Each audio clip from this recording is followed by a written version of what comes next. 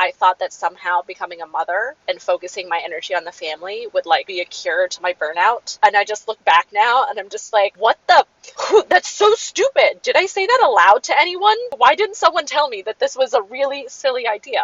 I'd oriented my life around career and figuring out how I was going to be independent. So that was a big adjustment for me. Being with a baby is mundane. At the end of the day, I had a full-time nanny. She handed the baby back to me. I felt, ugh. Recognizing that, I don't want to feel that way towards my baby. Instead of having a useful script, useful role model, how to mother and have dignity and pride and care in that work, I didn't have that. Even worse, I kind of thought that that was like beneath me or something. I'd been told that because I had a brain and a career before, that that wasn't like enough. So I realized I'm completely dysfunctional because I don't have an inner sense of self-worth. I just have self-esteem, which is very different. Self-esteem requires external feedback. How does this translate to my to-do list? I had to make myself sane, do the very fundamentals of self-care, that I would like wake up my to-do list. I wasn't thinking pathologically about like how many things can I tick off today. It was more about understanding my own energy, being attuned to my own needs, being attuned to my husband's needs, being attuned to the children's needs, being able to see all of the things on the to-do list and responding to those. This is the hard part for me, putting the professional stuff at the end of the to-do list. The to-do show. The to-do show, the to-do show, the to-do show.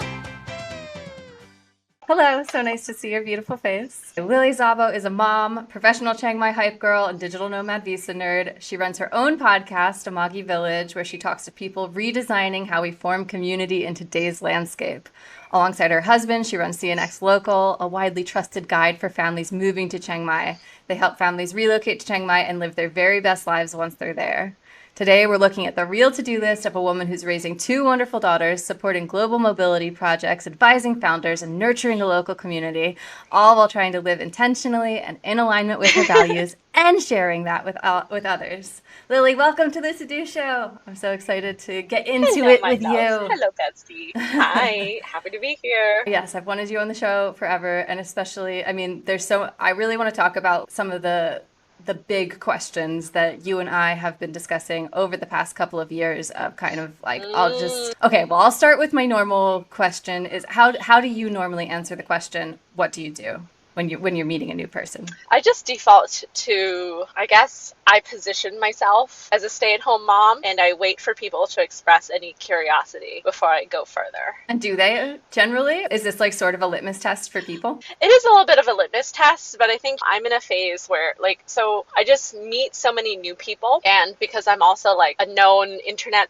personality, not like I'm some big time influencer. I'm like compulsively helpful in like Facebook groups, and I'm like spamming links to our blog, and so people tend to like recognize me, and so when they recognize me, then they ask. I host lots of like play dates and things like that for toddlers. If people encounter me through like other sides of the internet, then they'll have picked up on my many different projects. It is a little bit of a test because as much as we love community building, there's more people that we meet than we actually care to be friends with. And that's not intended to be like mean or snobby. That's just like real human bandwidth. We want to invest in the relationships with like people who are going to stick around, right? Because otherwise we're just constantly pouring out. So we pour out professionally because we know where the ROI is on that. If we're going to pour out into our friendships, we just want those to feel good. So so I'm not just trying to like, maybe I'm doing as like a reaction because I've like so strongly identified with my work in the past that I'm trying to anchor myself. Like I kind of need to tell myself, Lily, first and foremost, your place is in the home, loving your family, taking care of them, nurturing yourself. It's not just that like home is a position of service to others. It's like my home is an extension of myself. It's like my energy field. It's where I feel safe. It's where I primarily invest my energy in taking care of us as a family. That's awesome. Yeah, I really want to get to this. Basically, if I had done this show 5 years ago and we were doing this interview 5 years ago, your to-do list and your intentions and your energy would be, I don't even, like, very opposite, especially where where they're coming from. Like the actual things on your to-do list might be somewhat similar, but how you're approaching them and how you're prioritizing and how you're thinking about everything is so Yeah. different. And this is a big part of what you've been sharing with the internet and the world, is kind of like that it doesn't have to be that way, and that you're Yeah. saying that from such extreme lived experience. So yeah, can you walk me through a little bit, like what did you look like in your 20s, and how has that changed today? Any reflection points you want to give to others who might be where Yeah. you were then? We can't even go back to my 20s. That's too much history. Yes, But if five we years walk ago back then. like 5 years, right? So yeah, that phase that you're kind of alluding to. So I can remember a time. So we had like our standing girl date dinner on like Monday nights. And that was like sacred to me because I needed that like built into my weekly rhythm because I was like so overscheduled.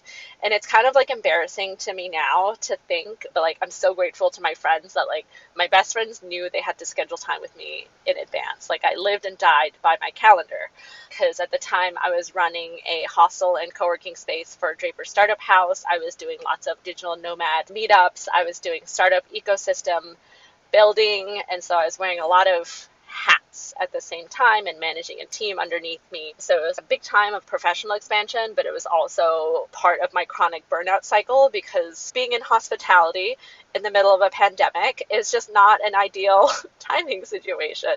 So Yeah. And as a yeah, high I achiever just think people pleaser. yes, yes, like figuring out boundaries.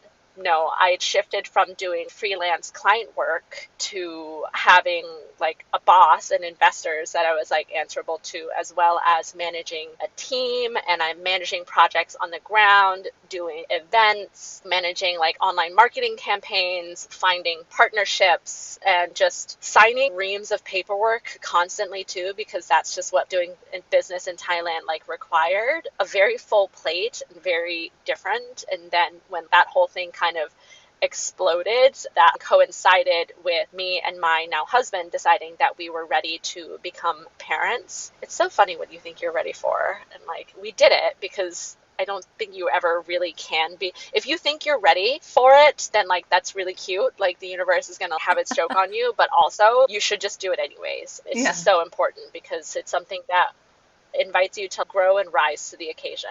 With the pandemic and everything, feeling super burnt out, I made the decision to wind down the business around the same time that we decided that we wanted to focus on family. Partially that was because, yeah, an invitation from my husband, feeling burnt out, and then we got pregnant, like basically as soon as we thought about it. So life shifted gears fast. No further action needed, just the thought. Yeah, yeah. Well, there's some stuff, but What was the journey? You made this decision, and I mean, and it was a hard decision for you. It wasn't like, oh, you've made this decision, you're pregnant, and now all of your values and energy switched. There was a lot yeah, of tension and yeah. questioning, fighting. Can you talk Yeah, about that a as like bit? a very type A person, people pleaser. I am an Enneagram two wing 3. So I'm all just about being of service, but I do also love being in the spotlight. Life at home, especially with like young babies, is extremely mundane. It's such important work, but it's completely different work than the intellectual, professional productivity mindset that I've basically been optimizing for my entire adult life, right? Like you take things off of your to-do list, you feel good, and especially for me being such a people person, like a networker, it's like I'm constantly getting that validation from people. I get to have adult conversations. I feel really good when I can like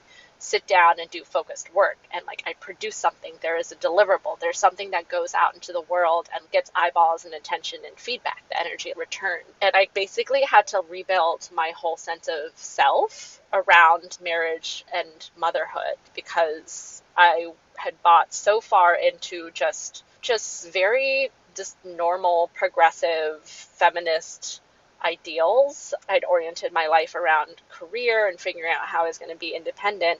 So learning how to be dependent to my husband. And then one of the things that we probably should have discussed before I got knocked up was exactly like how traditional a marriage he wanted, because that was something that emerged later. And so that was a big adjustment for me. Being with a baby is mundane. It's like, okay, baby wakes up, baby cries, you breastfeed the baby, you change the diaper, you go for a walk, and then baby needs a nap, you nurse the baby to sleep. Maybe you get to put the baby down, maybe you don't, because I've definitely leaned very into a more natural attachment style parenting. And you just do that, and that's just your day. I didn't yet have a mom community, and living in Thailand, we were far away from family, so I had a little bit of help early on from a part-time nanny, just so I could get some breaks to like go to the gym, have a bath, just any breaks at all. But it's just super intensive, and again, no external validation. So I realized I'm completely dysfunctional because I don't have an inner sense of self-worth. I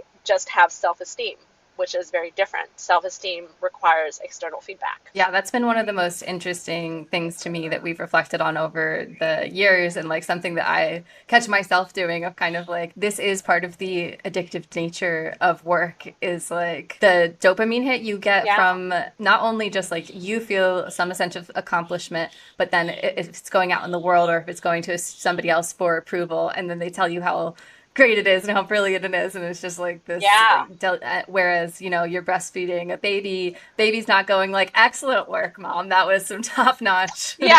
You do, like, God, you love your children so much, and every moment of their joy and you overcoming those difficulties and seeing them hit milestones, or just they grow so fast, and just the whole nature of the relationship gets rewired constantly. There really is a positive feedback loop there, but it's one that you have to actually notice and appreciate, because it kind of goes against the grain if you have been living in this very like masculine world of productivity, if you're very action oriented. Because this is completely different. It's a very different nature of work. And for a long time, I made it hard on myself because, 2-3 things. Like, I was operating on the wrong script. Instead of having a useful script, a useful pattern, useful role models for like how to mother and how to sort of be at home, have dignity and pride and care in that work. I didn't have that. And even worse, I kind of thought that that was like beneath me or something. I'd been told that like that, because I had a brain and a career before, that wasn't like enough. So I needed to shift gears in that. And also I was super isolated because my anxiety got jacked up so much. I don't know how stupid. I can't even conceive of the idea that like I thought that somehow becoming a mother and focusing my energy on the family would be a cure to my burnout. And I just look back now and I'm just like, what the? That's so stupid. Did I say that aloud to anyone? Because at least to my husband I said that, and like he certainly didn't correct me. Why didn't someone tell me that this was a really silly idea? So I definitely made it harder for myself. And so that year that I got pregnant, I'd started working with a professional coach and decided I was going to level up. Earlier in that year, I'd also done ayahuasca again because I'm ready to level up, thinking that that would apply to some sort of professional tier. And they say like the medicine, the mother has a sense of humor. So the universe certainly had a sense of humor with me. I just completely went through the ringer, and for me personally, it was literally a come to Jesus, because like I had to find a pattern and archetype that I could fit into, that could teach me how to find joy living a very different kind of life than the one that I've been like trained to, So with all of that, and now 5 years in, I think it comes with more grace and peace and like enthusiasm. So from that perspective, then how do you approach work differently? I'll think about like the to-do list before I guess I talk about my work, which kind of now exists in the realm of projects. But honestly, I had to going to the gym, getting a massage, taking breaks to like rest, social time. Because I used to live such an overscheduled life, I'd already started scheduling those things in, and so I had to intentionally create space for that as a mother, for just very vital self-care, because your nervous system is wired to be hyper responsive. I think it's actually a normal, natural, healthy response. I think postpartum anxiety is not dysfunctional. It's not a pathology. I think it's normal human wiring, but it can be too extreme. Postpartum depression, I think there's a controversial take. I think postpartum depression, I am pretty convinced that it is a pathology, not because it's a mental health issue, not because it's a hormonal issue. It is a normal physiological response to the lack of a village, not having that social care and collective childcare that literally your biology expects. How does this translate to my to-do list? I had to just like make myself sane, and do the very fundamentals of self-care because my husband and I were having a hard time transitioning. He sort of basically set up that if we were gonna fight about something, if I had something that was like weighing heavily upon me, that I should go think about it before sort of choose my battles or sort of maybe try to work out the energy in other ways. And so what this came was basically him like prescribing liberally that I go to the gym or go do yoga or go take walks. Something which I definitely at first resented, but ultimately definitely was for my benefit because I was not good at managing my own boundaries and taking care of myself, quite frankly. So he needed to make me take that push. And so over time, I stopped working. And so I just tried to figure out how to just do those things normally without scheduling them. And I had a phase where I tried to go back to work, and it felt like survival just due to various personal circumstances and tensions in the relationship. It felt really good for a while because I got all those old feedback mechanisms back. But I also realized at the end of the day, when at that point I had a full-time nanny, she handed the baby back to me, I felt, ugh. And recognizing that, I don't want to feel that way towards my baby. Like, she's so important to me. A lot of the work that I've done in my career is to put myself in a position so that when I became a mother, I didn't have to work full time. Yeah. So I was like, no, this isn't going to work. And so that really motivated me to, again, go back to the drawing board, really think about what my values were. I had to do a total reset. Once I sort of tried going back to work, I could do one or the other well, but I could not do both. So obviously the way to fix that was to like get pregnant again. But it was just like a whole reset round. And after baby number 2, it was really just like focusing on like learning to take care of myself, learning to do things slowly, learning to rest. So I really didn't try to go back to work at all. I had one project. I published my Nomad visa white paper before I had baby number 2, because it was a project that had been sitting there for a long time. But then after that was done, like I completely didn't work at all. I stopped all client projects. I focused just on taking care of myself, taking care of my husband, taking care of the home, taking care of the baby. And then once baby number 2 rolled around, it was just about readjusting the whole family. Now I have 2 babies, and now I've picked up the projects again. I still struggle with it, but I'm fundamentally like, I sort of had to give myself a reset baseline for like where my nervous system functioned, what I thought was normal, that I would wake up and my to-do list, I wasn't thinking pathologically about how many things can I tick off today. It was more about understanding my own energy, being attuned to my own needs, being attuned to my husband's needs, being attuned to the children's needs, and being able to see all of the things on the to-do list, responding to those. This is the hard part for me, putting the professional stuff at the end of the to-do list.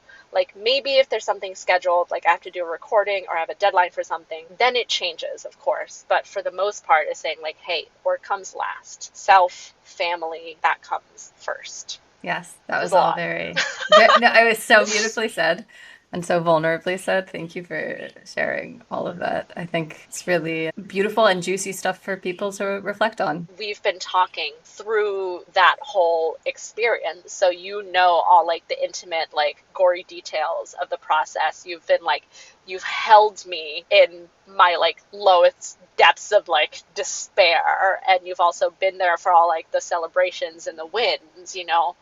Does that story track?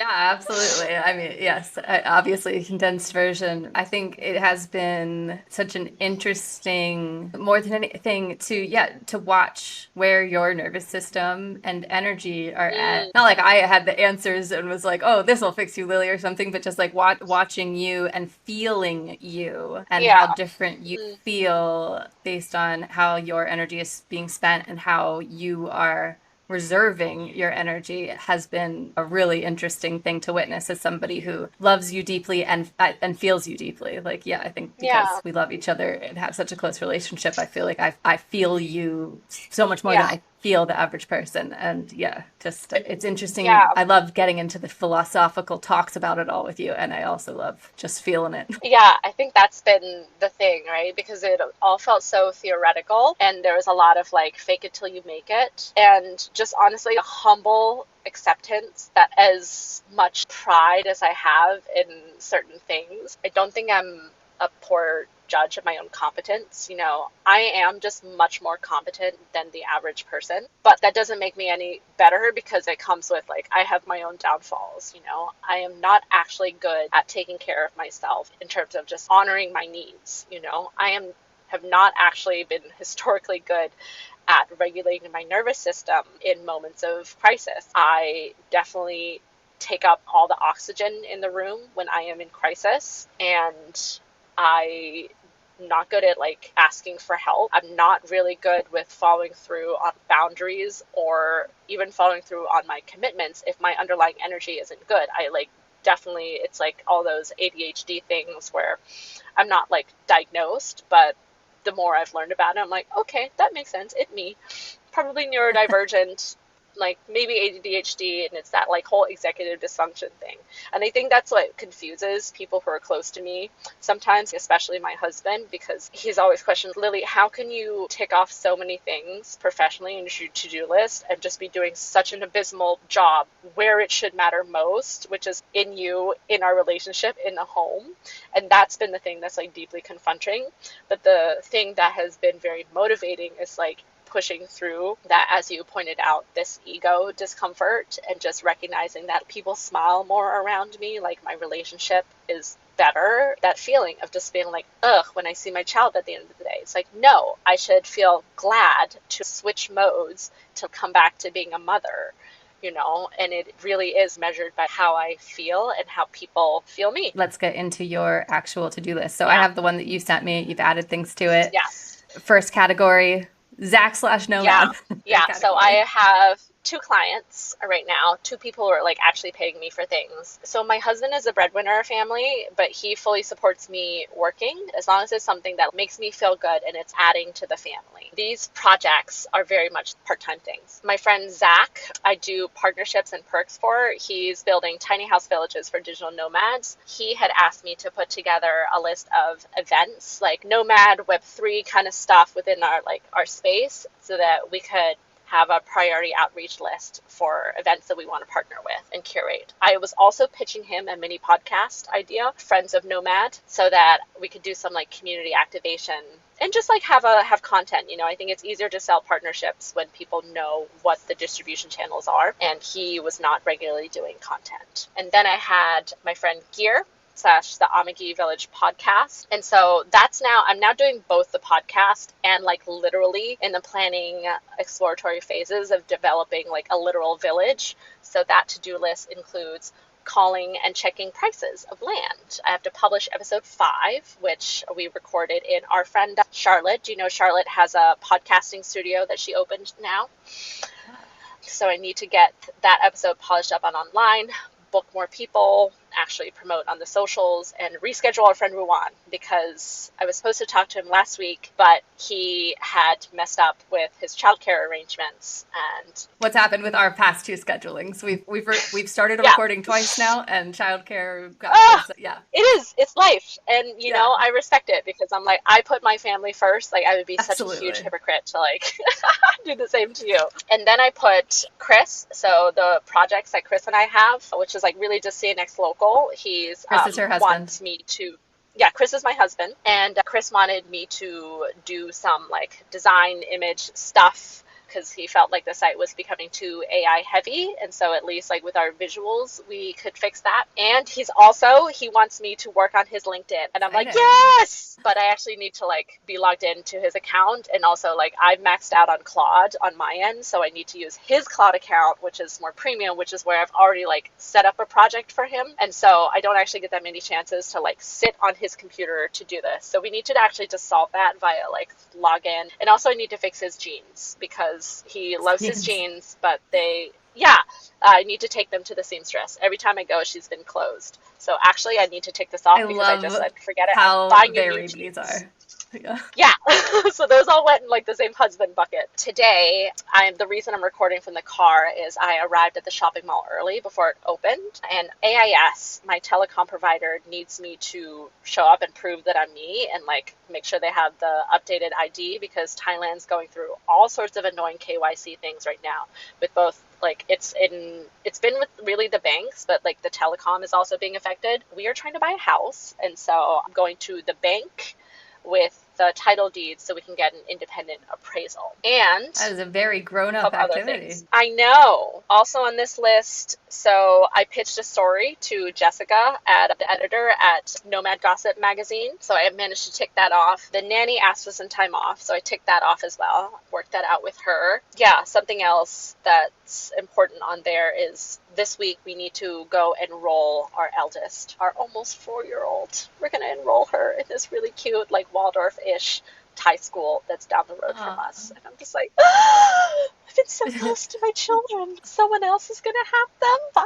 days a week. I don't know. We're thinking about it. Just So one of the down the reasons we street. like this school, it's down the road. It's very close, so we don't have to commute. Because, like, good Lord, I could not commute. I don't even know how people do that. And they're very flexible. If she's not comfortable, or if mommy's not comfortable with her being at school full days, 5 days a week, I think we have the ability to, like, sort of figure that out in the pattern that works best for our family. Yeah, solid, varied, diverse list. And what type, I mean, you already mentioned some self-care routines that Chris asks you to schedule. What type of things do you have that don't make it onto a written to-do list, but like that you have to do every day or every week in order to show up as Lily, as the best version of Lily? I don't need to do cardio as aggressively as I used to. I needed it. Otherwise, I started to get a little like tense and crazy. But I take a very long walk basically every day. If I don't, it affects my sleep. It affects my nervous system. So Is that alone? I'm like, yes, like free of the kids. Sometimes Chris and I will take a long walk together. It's nice because like that's his habit too. He actually has an even longer.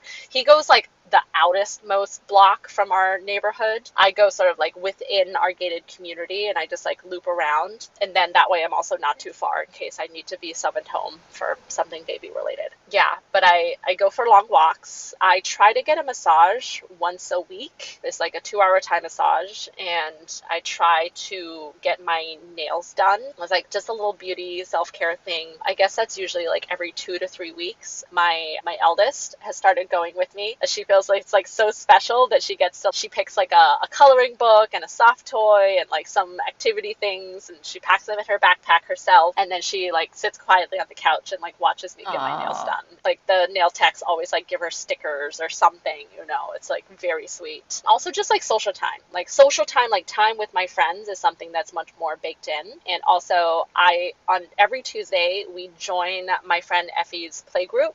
So that's usually going to like a really awesome play place around Chiang Mai, like an indoor playground or an outdoor playground or like the zoo or something like that.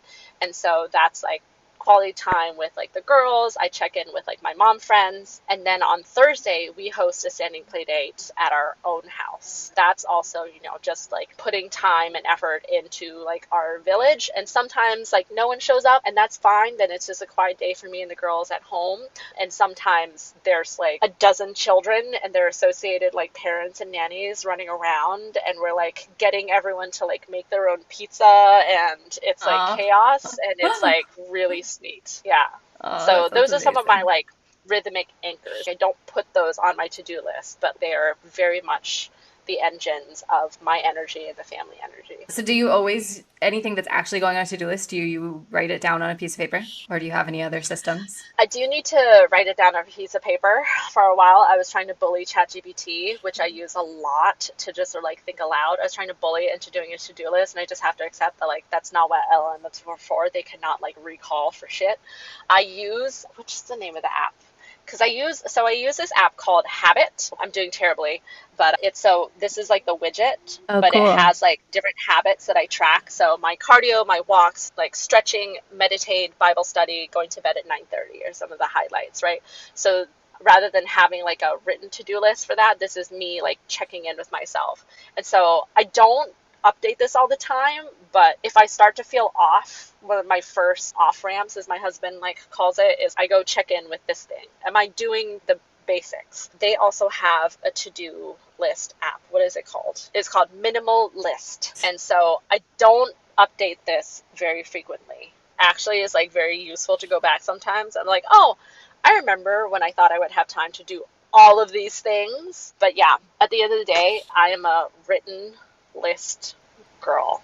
Like, I just need to get everything out, and it feels much more calm to have it on paper. So if any person in the world, like an actual person or a job title or whatever, whose to-do list you would most like to see, who would it be? Oh, whose to-do list would I most like to see? Oh gosh.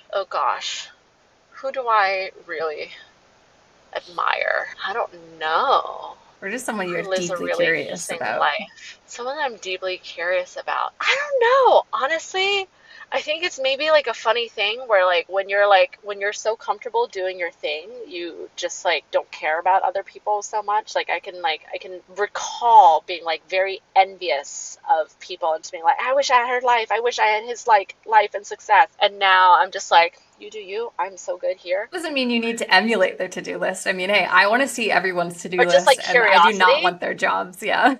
So somebody that I follow on Twitter is Cody Sanchez, and so she talks a lot about what's going on, so it's not her to-do list per se, but I guess creeping on her to-do list would be very interesting to learn about exactly how she runs her businesses, how she delegates, because that's something that I'm not at that tier yet, but that's something that I aspire to so that I can do more without adding more to my direct to-do list, right? Yeah. And she is someone who I think shares a lot of my same values of her marriage and her faith. I could vibe with that. So if I'm looking for tips for how to level up in that direction, it would be very interesting, I think, to sort of see. Nice. Good answer.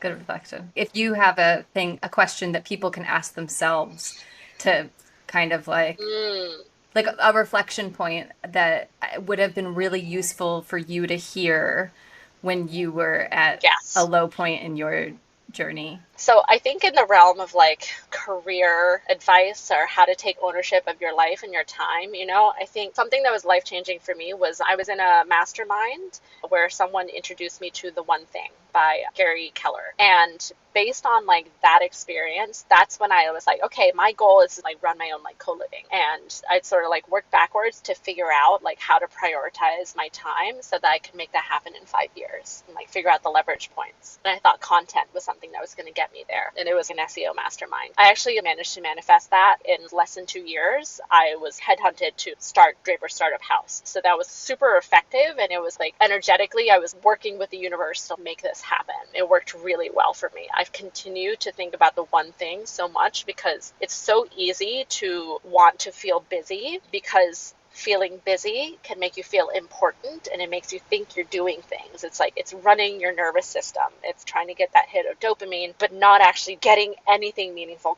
accomplished. And so the one thing that you can do so that everything else on your to-do list is either easier or completely unnecessary. That has been huge for me. And it's also been navigating this dance of what my personal brand is. I function so much better when I'm aligned. There was a long time where my social media presence kind of died because I was in such a life crisis. Shutting down the business, I felt like a failure, even though failure is permitted in the startup world. I still had to process all that. I struggled to find my voice online again, but it was a really good experience to keep doing that because it was a space where I could process my own journey. I found that I just flow when I know I'm in alignment. It's really easy for me to publish and share my insights because it feels like everything is connected. I have a coherent framework of myself. And I think this personal branding thing is really dangerous because it can cause you to so over identify with your work in a way that becomes unhealthy and restrictive.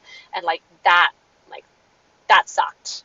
That version of my personal brand and sort of not being sophisticated in that, it became more of a restriction rather than something that was actually helping me. But fundamentally, I think getting business done these days, personal brand is everything for me. I am the most useful asset to any project that I bring, and that's my personality, my relationships, my thinking, my strategy, all of that. Being a solopreneur or an entrepreneur, anything, if you're not representing your own voice, you're losing such an opportunity to function in the internet age. But I've had to get more sophisticated about it, and I've had to figure out, who am I? What are my values really? Am I operating in alignment? Because when you have that, like when you just have that clear, it just becomes such a useful guidepost, and like just clears away so much of the static. It helps you to say yes and no to the right things, and to just, whether you're productive or not, just like feel good, feel anchored, feel grounded. Yeah, I think you do such a different job of showing up online compared to other people, because you don't try to be like, I'm Lily and I fit squarely into one box. You're like,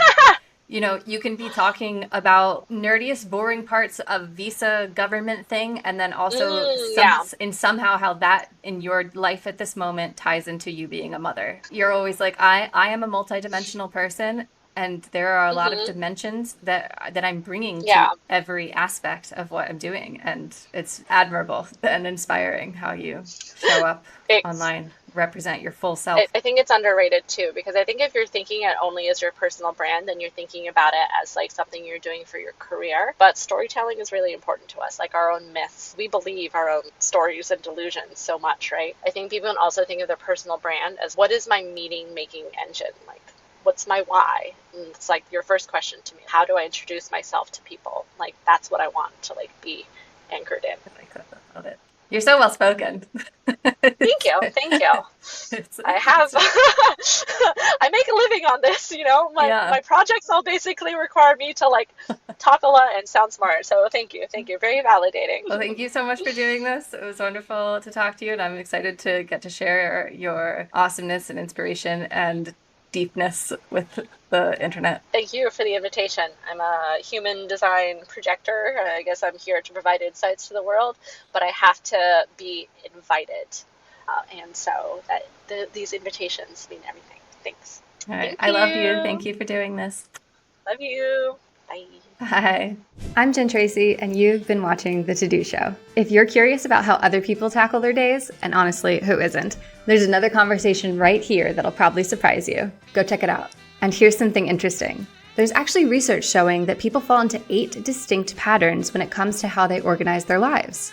Productivity and psychology experts like Adam Grant and Gretchen Rubin have been studying this for years. We built a quiz based on that research, and people keep telling us it's weirdly accurate. It takes about 5 minutes, and you'll understand why certain systems work for you and why others never stick. Head to thetodoshow.com or check the link in the description to take the quiz. And please, please, please hit subscribe, and you can check that off your to-do list.